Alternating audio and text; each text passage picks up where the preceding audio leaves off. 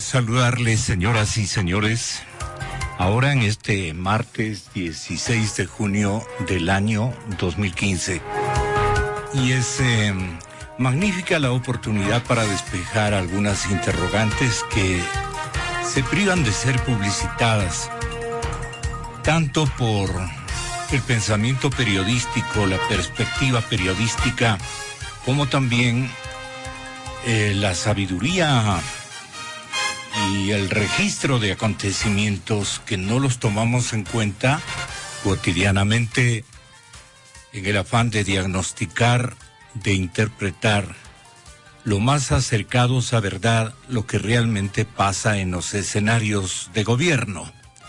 Entonces, a mí me cae como un anillo al dedo la comparecencia del ex colaborador y ex ministro, exdirector del Instituto Ecuatoriano de Seguridad Social, uno de los pilares administrativos más significativos que tiene el Estado ecuatoriano, es el doctor Ramiro González. El señor economista Ramiro González, siempre me equivoco porque, bueno, ustedes son, les digo para disimular, pues no, les digo, ustedes son doctores en ciencias económicas. Y no estoy faltando a la verdad, son los mismos años de estudio. Pero usted tiene varias facetas, tiene especializaciones que sus tiempos políticos, administrativos y oportunidades que ha tenido le han llevado a dominar prácticamente escenarios como la prefectura, que es un escenario muy amplio, muy complicado. Ha estado a punto y ha sido figura alcaldicia y sabe o sabría dónde va. Ha sido ministro de Estado y el encargo más significativo seguramente es la presidencia ejecutiva del Instituto de Seguridad Social. Con esto yo quiero decir y mucho. No solamente es el aspecto operativo, es el aspecto administrativo el que usted domina. En la visita, concurrencia y gerenciamiento de todos estos organismos que enumero, pues se aprende mucho de política y por eso me atrevo a pensar y a preguntarle, usted debe tener la plena, porque el señor presidente de la República nos acaba de manifestar ayer, que pensándolo bien, él ha decidido, dada la circunstancia de presencia del Santo Padre, nuestra autoridad eclesiástica y espiritual más importante de los humanos en este planeta, tanto por eso como porque las circunstancias sociales así crea que es un dominador en la lectura del señor presidente Correa. Él sabe perfectamente que le está fallando o se están fallando entre él y la mayor parte de la ciudadanía ecuatoriana. No hay ese acuerdo un poco tácito que tenía antes el presidente con toda la gente de todas las clases sociales. Este momento, usted sabe, el presidente ya tiene una factura que le exhibe la clase media bastante difícil de poder superarla en cuestión de días. El señor presidente ya tiene un margen de discusión y de controversia en las clases populares. Hay gente que ya se ha fatigado, no sé si de su temperamento, de la forma como está manejando de confrontación en confrontación el país. Y en definitiva, y las clases altas ni se diga, pero yo no quiero elaborar esa lectura porque es bastante difícil. Y además tendría que enumerar también culpas de estos niveles sociales, culpas de esta élite en varios aspectos, que ha permitido que el presidente Correa en suma haga muchas cosas que no hubiera pensado, pero con el apoyo de estos sectores, porque también han sido los claros beneficiarios de esta abundante riqueza que le ha tocado dominar, como es administrar en estos 8 años. De esta forma, dichas las cosas, yo creo que el presidente está mucho más complicado, y pongo énfasis en lo que usted le dijo hace algunos días. Usted dijo, el presidente tiene un conflicto más que político, más de cohesión social, más que de cohesión social, tiene un problema económico. Me he enterado, economista González, que el señor presidente tiene una larga lista de, primero, incumplimientos, que no los quiero referir en el afán de que no se haga daño al país. Y segundo, las obligaciones internacionales van a caer en secuencia casi de una lluvia tormentosa, una tras otra. En este segundo semestre eso lo sabíamos desde hace rato. Entonces el presidente está que no sabe qué hacerse. Y entonces sus discípulos más cercanos le han dicho, prende esta vela, prende esta otra, apágale un momento.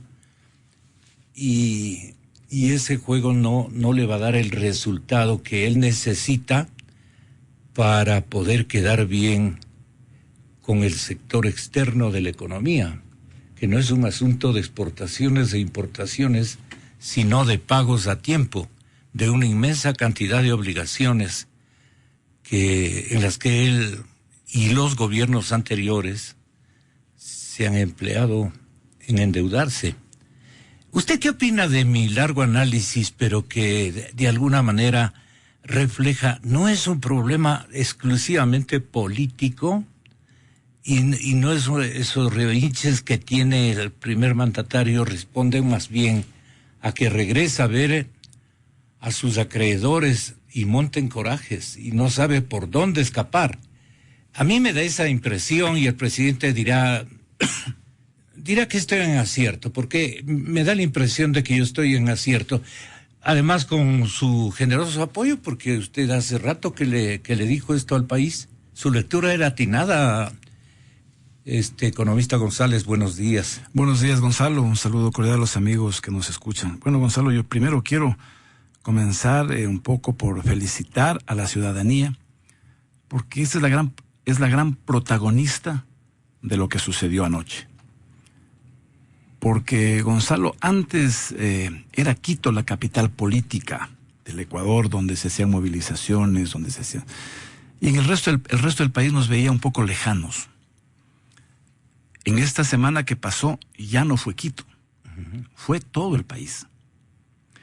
Y eso hizo que los asambleístas, por ejemplo, ya de provincias comiencen a cuestionarse los proyectos de ley, porque ya en sus provincias comenzaron a tener problemas políticos serios de legitimidad. Entonces, como vuelvo y repito, Gonzalo, el protagonista ha sido la ciudadanía, que dijo, ya no más, queremos dialogar, queremos conversar. Hubieron algunas voces disonantes de que se vaya Correa, que hay que tumbarlo a Correa. Pero yo creo, Gonzalo, que después de ayer habrá un antes y un después en la administración del presidente Correa. Me alegro también que el presidente Correa haya recapacitado, porque créame, Gonzalo, que yo le he venido diciendo al país desde hace un mes que la situación económica del país no es la mejor. Y cuando estuve de ministro mismo, traté de hacer un acercamiento del sector público con el sector privado. El propio gobierno lanzó un proyecto de ley en diciembre para hacer la asociatividad pública-privada, que el país lo vio con mucho acierto, con mucha alegría, porque por ahí es el camino. El modelo de crecimiento basado en el gasto público, Gonzalo, se agotó. Es decir, el Estado ya no puede seguir generando empleo a través de la obra pública. Eso es lo que no dijo tiene usted recursos. Anteriormente, ¿no? Aquí en esta misma emisora lo dije. Por falta de combustible, dice usted, en definitiva, el modelo ya no va. Ya no va. Entonces, lo lógico ¿Por qué es que el presidente? Lo lógico, Gonzalo, es que, bueno, es el rezago de 8 años de esta tendencia. Pero yo creo que el propio presidente está consciente de que es el sector privado el que debe ser el motor de la economía en este momento. Ya el Estado hizo la infraestructura para la competitividad sistémica, lo hizo bien, hay carreteras, hay puertos, hay aeropuertos, se hizo reforma a la educación, etcétera, una serie de cosas positivas, pero ahora le toca dar confianza al sector privado para que sea el motor del desarrollo, a la microempresa, a la mediana empresa, al artesano, al gran empresario, decirles, bueno, mire, ya hicimos lo que teníamos que hacer, ahora es el turno de ustedes. Pero para eso había que generar confianza en el sector empresarial. Y las dos leyes no fueron en esa dirección, no iban en esa dirección. Porque, Gonzalo, la herencia es un tema no solo de tiempo presente, es un tema aspiracional. O sea, usted cuando se casa, ¿qué aspira? Tener una casa, progresar, tener un terrenito. Progresar. Y uno siempre dice, para dejarles a mis hijos. Entonces uno siempre está trabajando y aspira tener un bien para dejarlo. En función del hogar. Exacto, en función de sus hijos. Entonces, y eso no es malo, Gonzalo, eso no es malo. Entonces, nosotros como partido habíamos dicho que la actual ley de herencias es una ley buena, pero que tiene algunos puertitas abiertas por ahí para evasión. Incluso algún funcionario de gobierno dijo que sabían que había una familia o un empresario que había dejado no sé cuántos millones y no pagó un centavo de herencia. Bueno, si lo saben... O creo que hizo un egreso simbólico. Claro. Entonces, de lo que eran millones, pagó en dólares. Claro. Entonces, en miles. Gonzalo, lo que había que hacer es simplemente ver las reformas que se tengan que hacer a la ley para tapar esos huecos, para que no haya evasión, y a los evasores castigarlos. ¿No es cierto? O sea, no queda más. Pero eso de generalizar, Gonzalo, $60,000 la actual los fideicomisos también, quiero entender. Por supuesto. Claro. Pero hay fideicomisos buenos, que son abiertos, que son transparentes, que tampoco hay que satanizarlos. Que ayudan a la economía nacional. Por supuesto. Pues los que están funcionando mal, hay que caerles. Y allí ese universo, usted lo pudo contemplar por un ejercicio espontáneo de revisión cuando fue algunos meses ministro de Industrias y tuvo contactos con la empresa privada. ¿Ahí qué aprendió usted de ellos? Gonzalo, yo después de 24 meses de estar al frente del ministerio, 2 años, y de mi constante recorrido por los sectores empresariales, grandes, medianos, yo visitaba 2, 3 empresas por semana. ¿Su afán era aprender? Mi afán era aprender y ser un puente, para decirles, ya es hora de que nos perdamos el miedo, de que comencemos a trabajar conjuntamente por el desarrollo del país. Y por eso logramos ese diálogo entre el sector público y el sector privado, que el país lo aplaudió. ¿Pero a disgusto del presidente? No creo. Yo creo que más bien ese día el presidente estuvo muy franco, muy asequible con el sector privado. Y yo avisoraba un futuro distinto para el país, Gonzalo, porque como yo siempre he manifestado, si ya tenemos, y el gobierno, es una reivindicación del gobierno de que ya se pagan salarios dignos en el país, por primera vez se cubre la canasta básica, entonces, si ya el empresario formal es muy difícil que no pague impuestos en este país, han hecho un gran trabajo en el SRI para recaudar impuestos, ¿no es cierto? Se está afiliando a la Seguridad Social, a los trabajadores, es decir, se duplicó el número de trabajadores afiliados a la Seguridad Social. Entonces ya tenemos un empresario con responsabilidad social. Entonces lo que había que hacer es ya ayudar a ese empresario para que siga en esa misma forma, pero generando más empleo. Esa ha sido mi apuesta. Y yo veía un sector empresarial muy dinámico, el tema familiar ya no estaba ligado a la gerencia. Habían empresas familiares, pero que habían contratado ya profesionales expertos, o sus hijos se habían formado muy bien en universidades exteriores y estaban muy capacitados para gerenciar. Porque antes era verdad, Gonzalo. Gerenciar con otra mentalidad. Con otra mentalidad, y ya el mercado nacional les queda chico. Entonces yo decía que hay una oportunidad enorme de crecimiento si es que se le da confianza a esta gente. El propio SRI decía que hay aproximadamente $10,000 millones en utilidades no distribuidas en las empresas, que solo si eso se dinamizara, un 30% de eso se dinamizara como inversión o reinversión, fuera fabuloso para el país. Pero adicionalmente sabemos que hay recursos de ecuatorianos afuera por cerca de 38 mil millones de dólares. Si solo regresara un 10%, Gonzalo, un 10%, el país comenzara realmente a crecer. Entonces fue por eso que nosotros nos opusimos a la aprobación de esas leyes y pedimos que el presidente de la República se sensibilice y que las retire como lo hizo el día de ayer. Yo creo que eso le va a dar un poco de tranquilidad al país.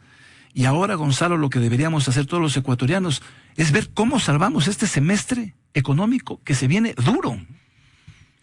Que usted conozca cuántos servicios de deudas nos caen, cuántos pagarés tenemos. Gonzalo, lo que pasa es que algunas inversiones y algunos préstamos que estaban contratados no han sido desembolsados a su tiempo, y eso obviamente retarda el crecimiento económico del país, claro, y pone en aprietos al frente económico, que yo creo, Gonzalo, como ecuatorianos deberíamos verlo muy, muy en serio y tratar de ayudar. Por ejemplo, yo digo, ojalá esta ley que se lo aprobó en diciembre ya se la ponga en vigencia y haya un discurso directo del gobierno, decir, vamos por la asociatividad pública-privada para hacer los proyectos grandes. Por ejemplo, las grandes autopistas, Gonzalo, que el gobierno ha diseñado, hay que hacerlas con el concurso del sector privado. Tenemos apenas el 10% de utilización del recurso hídrico del país. Dejemos que el sector privado haga el resto de hidroeléctricas. Son muy rentables porque la energía eléctrica aquí en el país se genera a muy bajo costo, es muy competitiva. Entonces el sector privado sí está dispuesto a invertir. Pinta radical marxista el señor presidente, lo cual yo que le conozco un poquito, pienso que está haciendo una actoría media complicada y de gana, como decimos entre amigos. Yo no creo que el presidente Correa sea marxista ni esté empeñado en eso, cuando ya incluso el gobierno de Cuba quiere instalar en la realidad ecuatoriana, quebrantando símbolos, valores que nadie le va a permitir.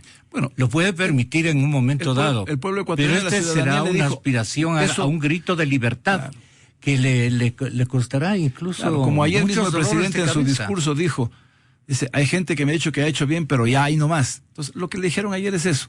Usted lo que ha hecho está bien, pero estas cosas ya no. Esto no le vamos a apoyar. Entonces, Gonzalo, lo importante es comenzar. Pueden haber dicho hasta ahí nomás. Bueno, yo creo que la propia reacción de la ciudadanía en toda la nación, como le digo, Gonzalo, yo estuve en Zamora el sábado pasado y hubo manifestaciones en Zamora, estuve en Loja, hubo manifestaciones en Zamora, en Santo Domingo de los Corrales, es decir, en todas partes donde antes la ciudadanía no ejercía ese derecho al reclamo, digámoslo así. Pero ahora fue una cosa masiva. Yo creo que los asambleístas, seguramente que son los conocedores de territorio, le dijeron, presidente, ya la cosa en provincia se está poniendo también mal. ¿Usted intentó o advirtió, digamos, que el asunto iba a esa tendencia de desgaste ya ahí sí concreto de parte del gobierno del presidente en sus últimos días en la administración? No, Gonzalo, ¿No le pudo usted advertir al presidente? No, es que estas cosas fueron después de que yo salí del gobierno. Mi salida se debió a que yo no estaba de acuerdo en que se quite el 40% a los fondos de pensiones, porque los fondos de pensiones hay que manejarlos con mucha prudencia, Gonzalo. Un fondo de pensión, no se puede decir que un fondo de pensión tiene excedentes.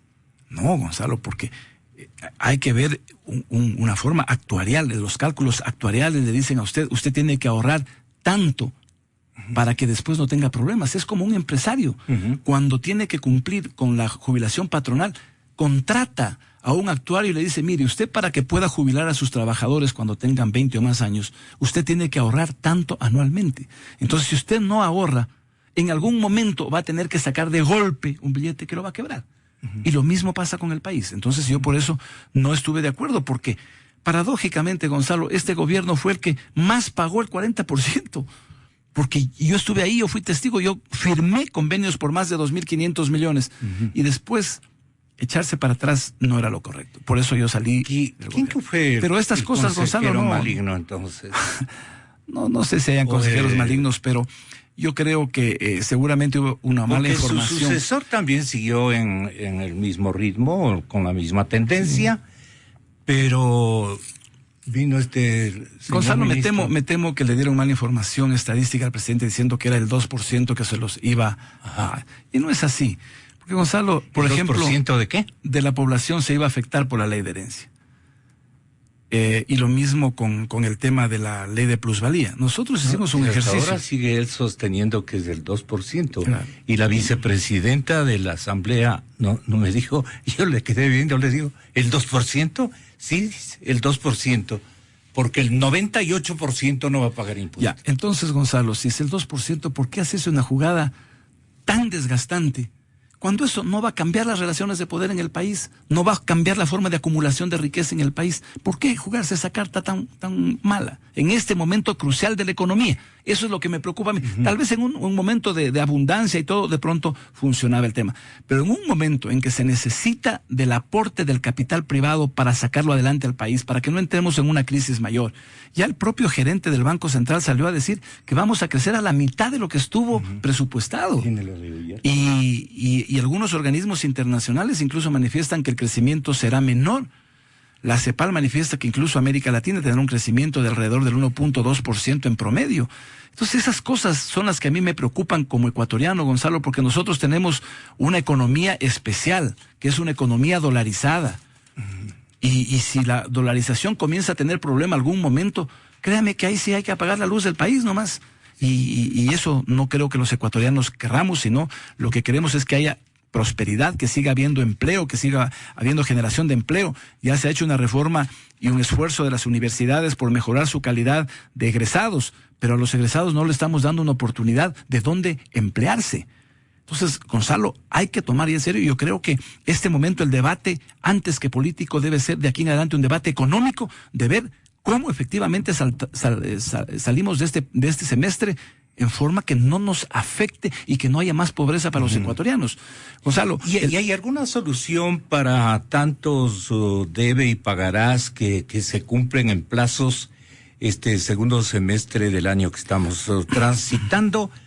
¿O el Frente Económico tendrá que sudar mucha tinta?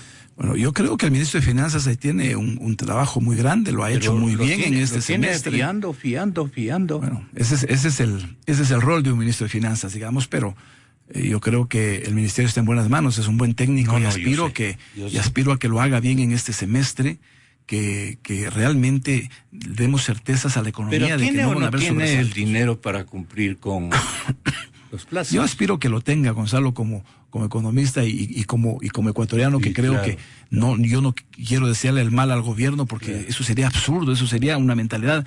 Hay que ayudar a proponer cosas, a ver cómo ayudamos al gobierno a salir de este ¿Qué haría usted en el papel este momento tan difícil? Bueno, yo creo, Gonzalo, que en un momento yo creo que hay que ver el tema del crédito, que se ha reducido mucho en el sector privado, tanto como en el público.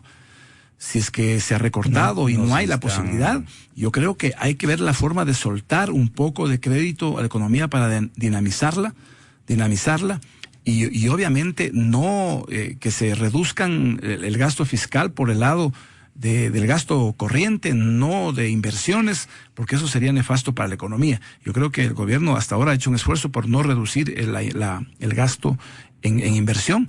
Pero yo creo que sí hay que, y creo que van a tener que hacer un esfuerzo mayor en reducir el gasto corriente. Entonces yo creo que por ahí va el tema, y obviamente dar confianza al empresario, eso es lo fundamental, dar confianza al empresario pequeño, al chiquito, al mediano, al grande, decir, mire, lo vamos a ayudar. Yo digo, por ejemplo, si a un ecuatoriano migrante dice, voy a traer $500,000, a ver, tú pones estos 500,000, nosotros te ponemos otros 500,000, ya es una empresa, genera empresa para tus allegados, no, a veces cuando uno recorre el austro, ve en el campo unas casas espectaculares que son realmente inversiones poco rentables para los, porque cuando vienen acá, si están con una casa grandota, no tienen trabajo, no pueden mantener esos bienes de capital. De estatus. Exacto. Pero entonces, no se benefician para nada. Entonces la idea es eso, Gonzalo, de decirles, miren, en lugar de hacer estos palacios, inviertan. Gonzalo, yo quisiera que algún rato en el emprendimiento. Usted lo invitara al embajador de Cuba para que se analice la ley de promoción del puerto de Mariel, que realmente es una ley que atrae inversiones, que trata de dar seguridad, decirles que aquí pueden hacer buenos negocios, lo que hizo China, etcétera. Lo que ha hecho el comandante Ortega en Nicaragua incluso, que es gente que está en la izquierda. Islotes capitalistas. Son gente que está en la izquierda, pero que ha visto la realidad y que necesita, obviamente, darle bienestar a su pueblo. Entonces yo creo que por ahí va a ir la solución, Gonzalo, de retomar el diálogo con el sector privado, hacer un llamado al sector privado también a que deponga actitudes. Por el contrario, el señor presidente Correa está haciendo anuncios que gravitan, vuelvo y repito, en mi modesto criterio, en una radicalización hacia el marxismo.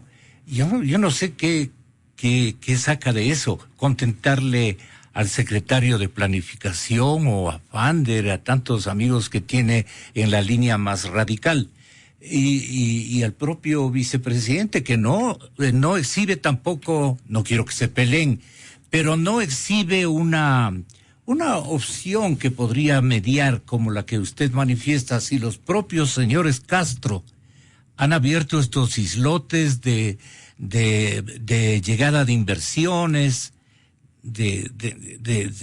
sacarle a la isla de la asfixia en que le ha sumido, digamos, la ideología. ¿Cómo no hacerlo aquí? Pues si esa es la ideología hasta del presidente Correa. Por eso, ¿para qué fingimos radicalismos que no nos llevan a ninguna parte? Por eso, Gonzalo, yo creo que digo que lo de ayer puede ser un antes y un después, porque yo aquí en esta emisora lo he dicho desde siempre, que en el Ecuador los líderes políticos tenemos un déficit de diálogo, Gonzalo.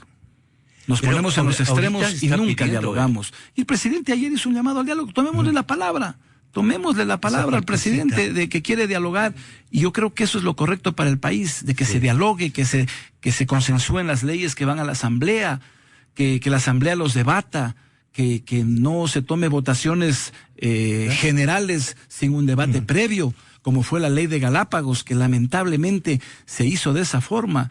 Entonces, Gonzalo, yo aspiro, hay que tomarle la palabra al señor presidente, yo creo que es un hombre de bien, que quiere dialogar. Bueno, asentémonos a dialogar y veamos cuáles son las leyes urgentes que necesita una reforma al COPSI para mejorar la atracción de capitales al país, de agilitar en lo que el propio presidente se encuentra, en agilitar los trámites para constituir una empresa, para que salga del mercado una empresa, para darles los permisos sanitarios, etcétera, que a pesar de que se ha tratado de hacer un esfuerzo, todavía no se acaba de concretar bien esas cosas.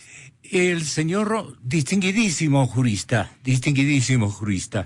un miembro nato de la Academia Jurídica de nuestro país, Rafael Ollarte, él ha dicho y sostiene que no existe la potestad del presidente para retirar los proyectos de ley, los que ayer los retiró temporalmente. Entonces yo no he visto una norma constitucional que aluda que alguien pueda retirar propuestas concretas de normatividades constitucionales de la forma que quiere hacerlo temporalmente, ¿no? O lo deja o lo retira, o quedan clausuradas. Pero el doctor Ollarte dice, no existe la potestad del presidente de retirar proyectos de ley, pero es una práctica que se verificó en el pasado y es a la que se refirió el doctor Gustavo Medina López esta misma mañana en nuestra radio. Sin embargo, hasta que el Santo Padre abandone tierras ecuatorianas y volver de nuevo a lo mismo, no creo que eso nos convenga. Entonces el presidente tiene que estar conjugando otro verbo, no volveré. ¿Alguna cosa así que usted sugiera patrióticamente, doctor Ollarte? Buenos días, qué placer. Efectivamente no existe la facultad, no ha existido la facultad de retirar proyectos de ley. Ciertamente en el pasado se ha dado, incluso con proyectos de ley calificados de urgentes. Yo recuerdo allá por los años 93 o 95, Sixto Durán Ballén retiró un proyecto de ley en materia económica urgente sobre reformas a la ley de minería.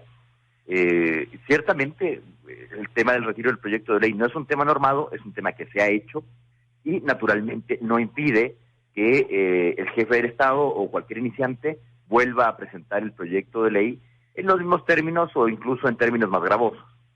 Aquí siempre importará finalmente qué es lo que se termine por aprobar, porque como usted sabe, en todo caso, más allá de las iniciativas, es decir, más allá de los proyectos originalmente presentados, hay que ver qué es lo que se aprueba y mucho más qué es lo que se veta, porque con el veto usted termina decidiendo cuál es el contenido de la ley, eso a partir de la Constitución del 98, es decir, el presidente de la República, a través del veto parcial, puede introducir variantes al proyecto de ley, y la legislatura tendría que oponerse con los 2/3, cosa que es muy, muy complicado.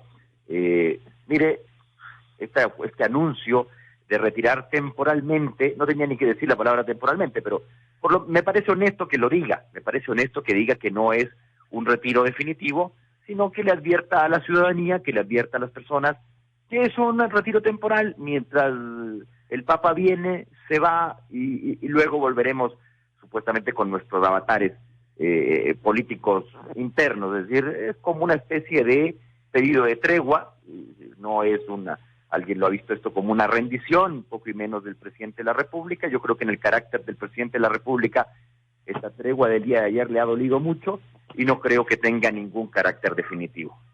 Pero, doctor Oyarte, también simultáneamente el señor presidente de la República deja encendidas luces de debate y de diálogo. ¿Qué le parecen a usted?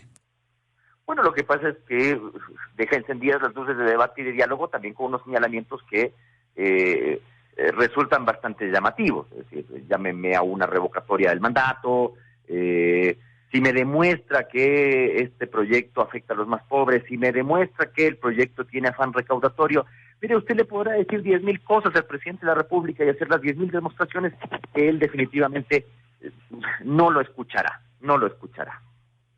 El presidente está equivocado en sentirse dueño de la pelota. Cuando él quiere, se lleva la pelota y se va a su casa y nos deja a los muchachos del barrio esperándole hasta que hay una comisión de amigos, ¿no? Y le convenza de que preste el balón y que venga a terminar el partido.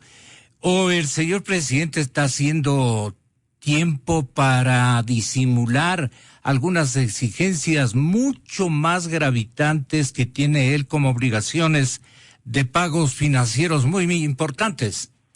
Bueno, pueden ser muchas cosas, ¿no? Estoy ingresando con don Diego Kendo a una entrevista en este momento. Le ruego que me perdone, porque si no me va a calar las orejas aquí don Diego. No, tranquilo. Atienda, Dieguito. Salúdelo en mi nombre. En su nombre lo saludo. Gracias, doctor Oyarte. Pero, claro, es la pregunta del millón, ¿no? Yo no creo que... Economista Yo González. no quiero creer que el presidente lo haya retirado solo por la cuestión del Papa. Yo no creo porque... O sea, yo creo que las manifestaciones han sido tremendamente claras de la ciudadanía en contra de esto. Hay algunas encuestas Algunos que ya monseñores han manifiestan. estado en Palacio ayer, dicen, dialogando con él. ¿Ah, sí? No me he enterado de aquello, pero yo espero que no. Yo aspiro que más bien Entonces, el presidente haya hecho oído al pueblo de que no está de acuerdo con esas leyes. ¿No te conviene ¿no? esto, presidente? Claro. ¿A quién hoy momento? Creo que si ha habido algún cardenal ayer, me supongo, o obispo o lo que sea, haya sido por los arreglos que se están haciendo para la venida del Papa Francisco. Entonces, pero yo creo, Gonzalo, que el presidente hay que tomarle la palabra del diálogo y comenzar a dialogar y ver si se pone una ley de herencias que no sea confiscatoria, una ley que como en todos los países existe, ¿no? Pero que vea, en Suiza, el domingo acaba de perder abrumadoramente una propuesta que hizo las izquierdas allá sobre la ley de herencias, perdió 75 a 25. Ayer les dije. Entonces, yo creo que el mundo no va por ahí, el mundo va por otro lado, por generar empleo, por tratar de generar empleo de buena calidad, como se lo ha hecho hasta ahora, y eso es lo que debe empeñarse este gobierno en generar, porque es la mejor forma de generar riqueza en un país. Claro, y los núcleos emprendedores son las familias, para comenzar, ¿no?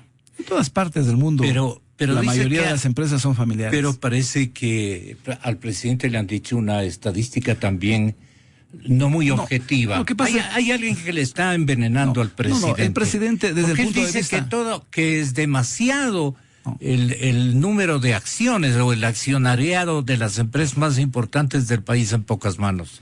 Eso no es verdad. Yo creo que el presidente, en la parte teórica, tiene razón. La economía ecuatoriana sí necesita un mercado de valores importante para desarrollarse, para tratar de captar ahorro, que las familias no gasten diariamente en cosas superfluas, sino que más bien tengan la posibilidad de comprar acciones en empresas. Eso es correcto, Gonzalo, pero yo creo que eso se lo debe hacer más con incentivos que con castigos.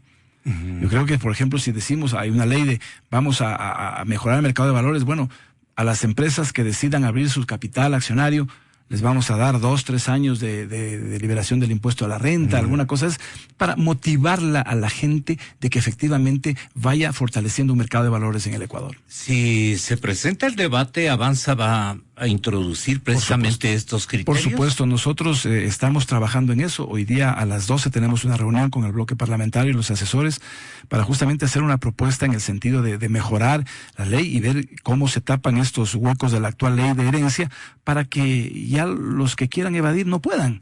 Y así que pagan los que tengan que pagar, pero ya no en los excesos que se planteó al inicio de un 77.5%, que era, después obviamente se dieron cuenta de eso, lo bajaron solo para los indirectos y bueno, yo creo, Gonzalo, que ha sido la ciudadanía la que lo ha hecho recapacitar al señor presidente y me parece bien que el señor presidente haya oído a sus mandantes de que por ahí no va la cosa y que más bien dialoguemos para hacer una buena ley para todos. El Código de la Democracia, sección 3, artículo 391. Ojalá en Palacio también hayan meditado sobre estas facultades o estas aperturas al diálogo. Normativa que dice 391, sección 3, rondas de diálogo, Código de la Democracia. Miren ustedes, las organizaciones políticas y sus alianzas que hayan declarado la oposición podrán solicitar a la Asamblea Nacional y a las otras instancias de representación la realización de rondas de diálogo, en las que se podrá preguntar y replicar con el fin de obtener información o precisiones sobre los asuntos de interés. El presidente de la República podrá intervenir directamente o por intermedio de su delegado, que no podrá ser de rango inferior a ministro.